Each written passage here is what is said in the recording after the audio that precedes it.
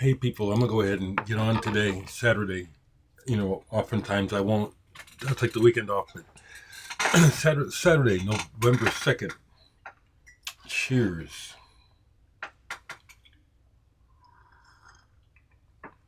A little bit better every day. Hoping I can spend most of the day up today. Again, yesterday was another day where I eventually had to give in to how I felt and go to bed. Woke up feeling much better today. Still getting clear, but probably will not have the recording session tomorrow just to play it safe. You know what I mean? But I want to get on here and share a couple things. The first one is thank you so much for the response to my new album. It was the number one seller yesterday in Nebraska on Bandcamp. I really appreciate it, folks. I really do.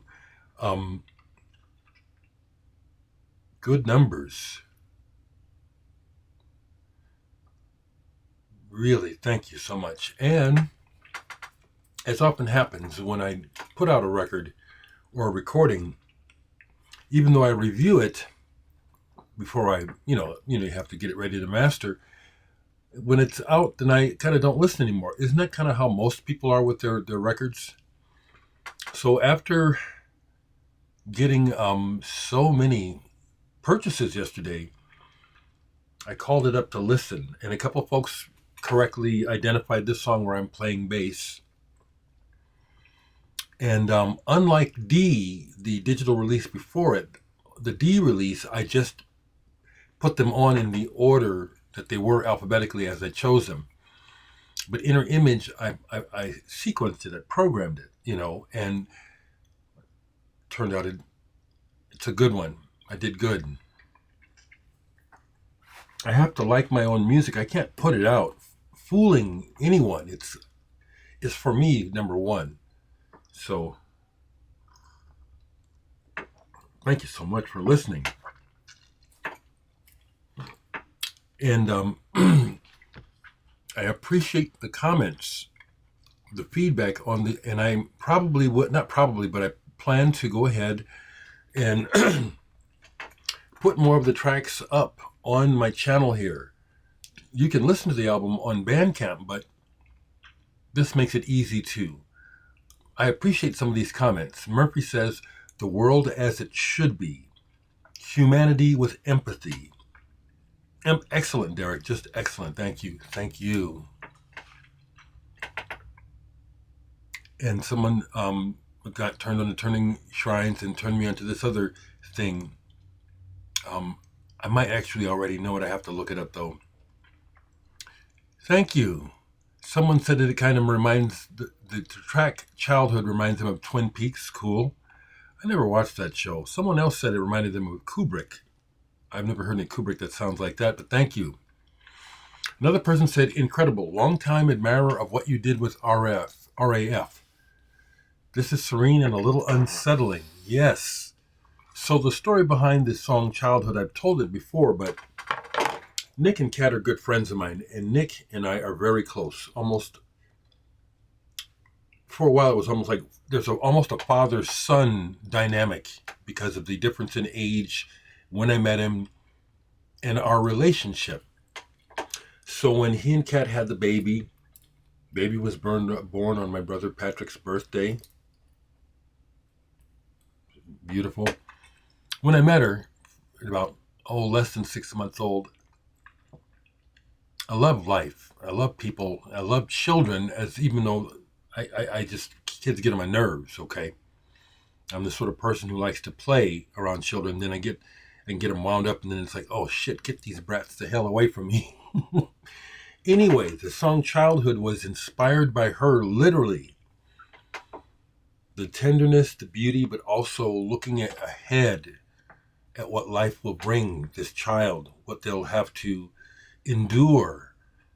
And hopefully the beauty will come through as it does in the song. The song ends with that beautiful melody. I'm really happy to share it with you. And thank you so much. I recognize some of the names of people who bought it. Dan, wow, thank you for buying this and the feedback as well. Dan from RAF. Of course, he plays music with me, so he was able to identify my bass playing.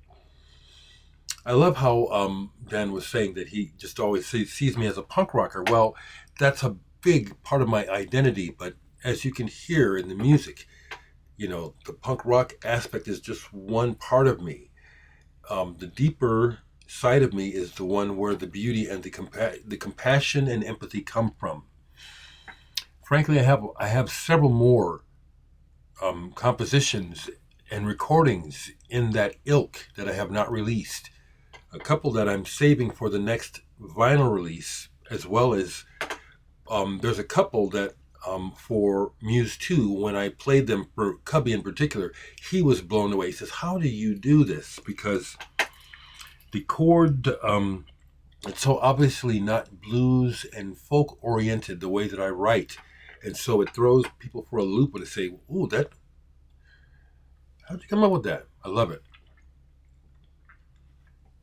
But I thought, well, so thank you, Dan, for buying it. And thank you. I see that other folks, like, it pleases me that Michael Dawson, that you buy my music. You have sent me yours to review, and I'm honored. I'm honored that you like what I do and support me. Thank you, people. I made the coffee just a little bit too sweet. I'm going to have to go ahead and dilute it here before I finish it.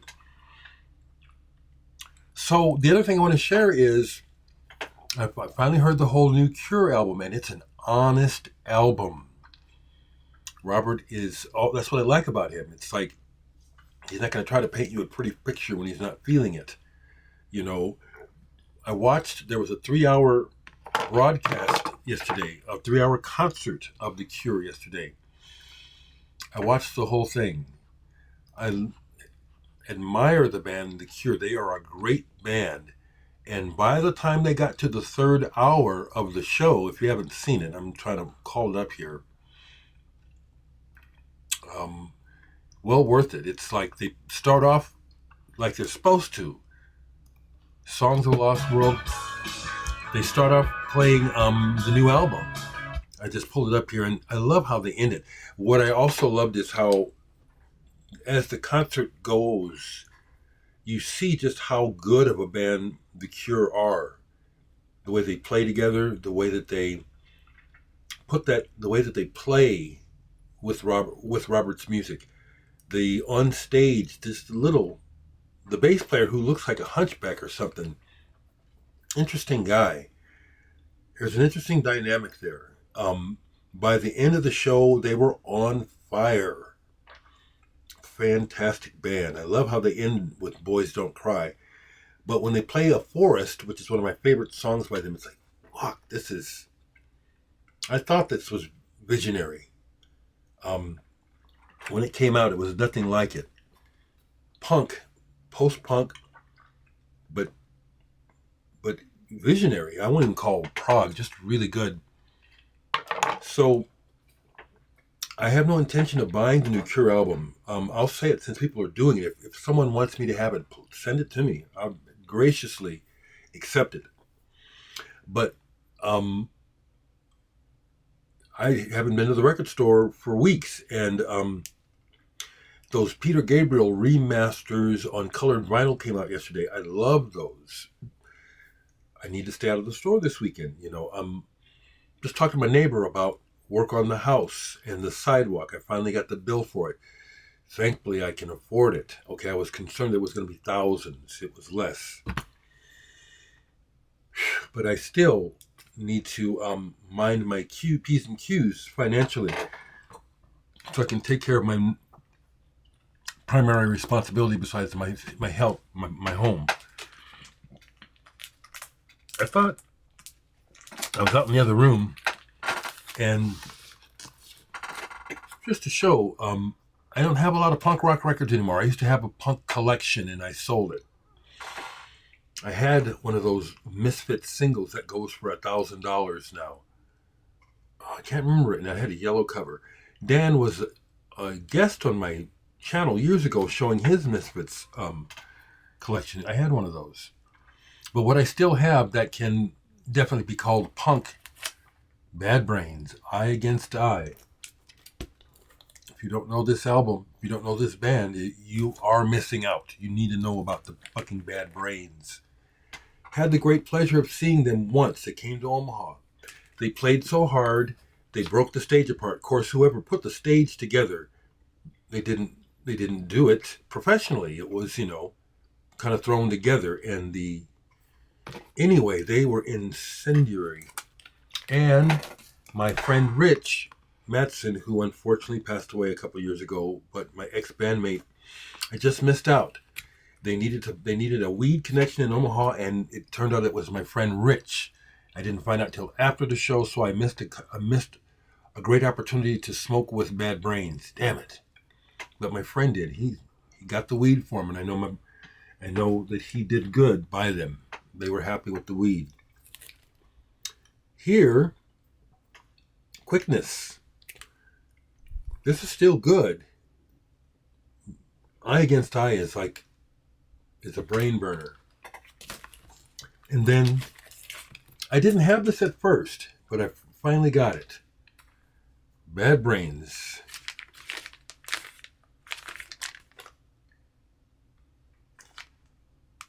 I don't even know what to say. It's unfortunate that HR has had mental problems, but that's the way it goes. It's amazing, man. And here's a reissue of it, of that first album.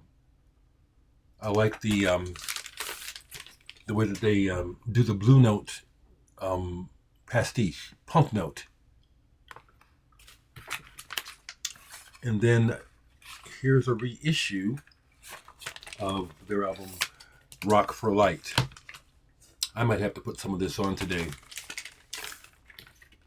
This is stuff that's good for your. It's good for you. This stuff is powerful.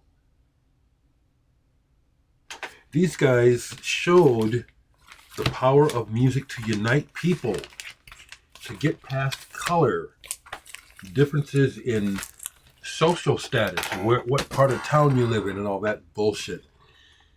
Bad Brains definitely should be in the Rock and Roll Hall of Fame. Yes, Dan, I agree with that. One more that I'll show. I've got some more punk records, but this one is another important one for me personally. As much as what it says as for its energy. Minor Threat. Now, I never went to see Fugazi, and they came to Omaha several times. I just never bothered, And I missed out. I'll admit it. I missed out on some wonderful experiences that I have someone made a DVD of one of their shows here in town and gave it to me, and I can see where it was like a gathering. It was like a communal gathering. Ian McKay, he was someone who has been misunderstood over the years, but has meant well, and I think he's a decent chap. And this is a great album. This is an original too. It came out on different colors, blue, etc., etc. This is an original red.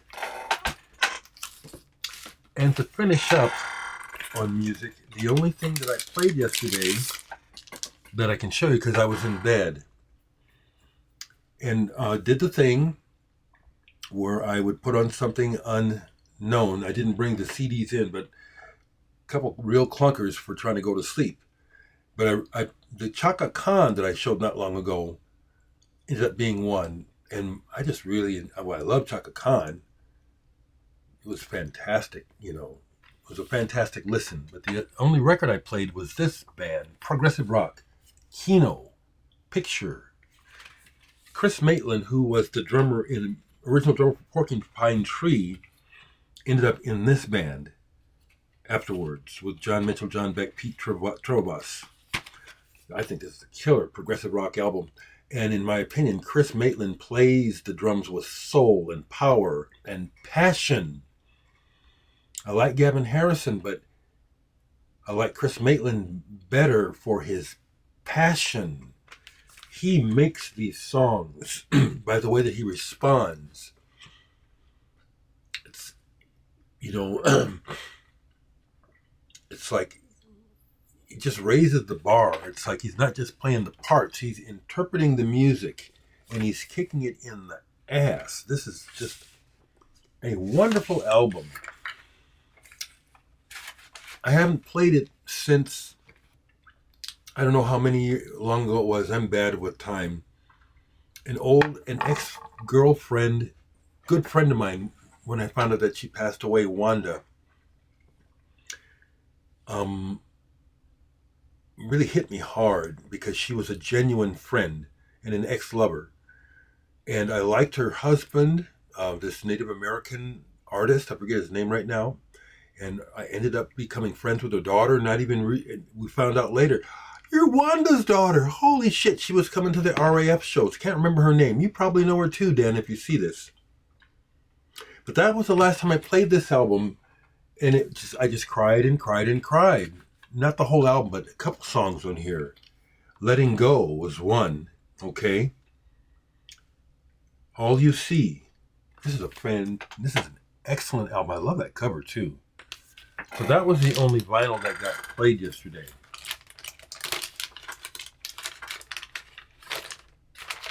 So I have to stay out of this. Well, the next trip that I'm making in my car is to the shop. Something else is wrong in the back. Something is shifting around. I have no idea what it is.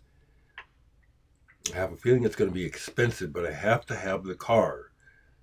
So my plan is the next place I drive is to the place to get the car fixed, and I can't imagine I can't imagine it being cheap, but that's life. Once again, thank you for the positive response to my new album, Inner Image. Please, if you haven't listened to it yet, listen to it. Add it to your collection. Please purchase it. I appreciate the little bit of change that it's bringing in. It makes a difference. And the music is worth it. It's world class. It's the answer to a prayer. It's the thing that I wanted more than anything from Beatlemania, because I was completely taken by Beatlemania. I've said this before. I'll say it again. It wasn't the girls. It wasn't the mass fake adulation. It wasn't the money. It wasn't the Hollywood trip. It was the making of the music that I wanted to be a part of. I wanted to be part of. I wanted to be part of the story of this music, of this movement, really, the birthing of youth culture worldwide in many ways. And so the fact that my music continues to develop, my skill, writing and playing continues to grow, it's the real culmination of what I really wanted from the whole rock and roll trip. I am fulfilled, and the whole idea is to just keep doing it. Do it till I die. I love it. If you have not listened to my new album, Inner Image, do yourself a favor. It's as good. It's different than the new Cure album, but my new album, Inner Image, I'll put it up next to this album that the world is going gaga over. The first Cure album in 16 years? My album is just as good. It is. I'd love to play it for Robert Smith. Have a good weekend.